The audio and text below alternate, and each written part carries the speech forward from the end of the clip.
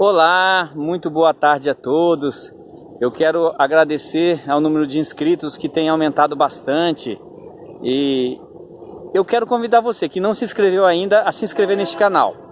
Mundo da Diversão Parise, com SI. WhatsApp, código de área 019 98712 7602 e o Facebook Jesus Adevir Parise. As 3 formas que você pode entrar em contato comigo. Eu quero dizer para você que este estudo, o estudo descomplicado do Evangelho de Mateus, ele cada vez vai entrando em assuntos importantíssimos do ponto de vista da economia de Deus. Economia no sentido de plano de Deus. Deus tem um projeto, Deus tem um desejo. Por isso que Jesus, quando orava, ele fala: Pai nosso, seja feito a tua vontade, assim na terra como no céu. Quer dizer, Jesus quer dizer o seguinte, que lá no céu a vontade de Deus é executada.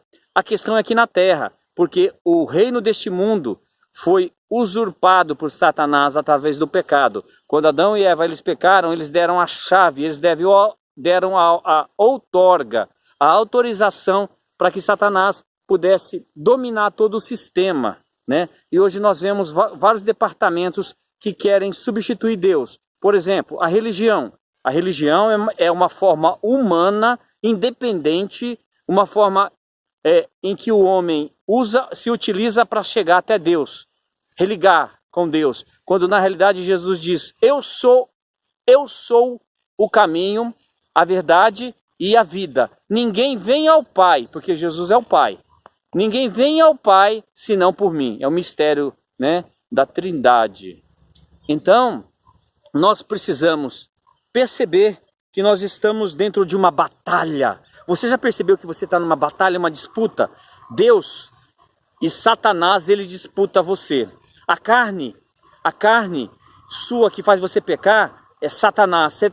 Satanás habita na sua carne. Ele tem acesso à sua alma, mas Deus, ele quer morar no seu espírito, ele quer fazer habitação no seu espírito. Portanto, Deus é espírito e ele deseja habitar no nosso espírito, na nossa comunhão, na nossa intuição e na nossa consciência. Por isso, Romanos 10, de 9 a 13, se com a tua boca confessares Jesus como Senhor e em teu coração creres que Deus ressuscitou Jesus dentre os mortos, serás salvo. E você sendo salvo, você precisa das riquezas espirituais. E para essas riquezas espirituais, você precisa invocar o nome de Jesus. Senhor Jesus. Quando a gente invoca o nome do Senhor Jesus, a gente cumpre um requisito, uma exigência de Deus. Importa que eu diminua e que ele cresça. E Deus, ele concede graça aos humildes. E ele transtorna os caminhos dos arrogantes.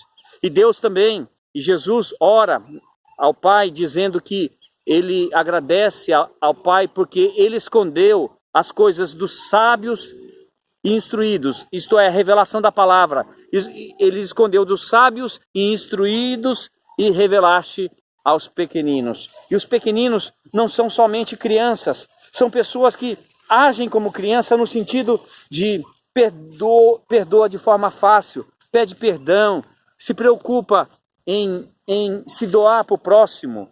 Pratica os 2 mandamentos, que é o primeiro: amarás a Deus com todo o teu coração, com todas as tuas forças, com todo o teu entendimento. E o outro semelhante a esse é: amarás o teu próximo como a ti mesmo. Por isso, os pequeninos são uma classe de pessoa, que enxerga algo diferente, que tem comunhão com o Pai. Pequenino são os discípulos, não é a grande multidão. Se você não tem força de pregar o Evangelho, é porque talvez você ainda não foi despertado como discípulo. Você pensa só no seu próprio interesse.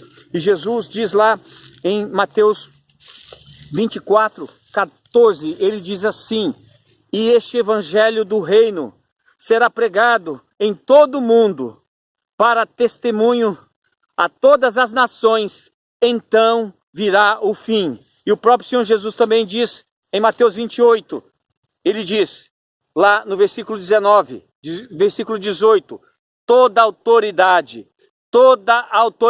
me foi dada no céu e na terra. Portanto, vão e façam discípulos de todas as nações, batizando-os em nome do Pai, do Filho e do Espírito Santo, ensinando-os a guardar todas as coisas que vos tenho ordenado. E eis que estou convosco todos os dias até o fim, até a consumação dos séculos.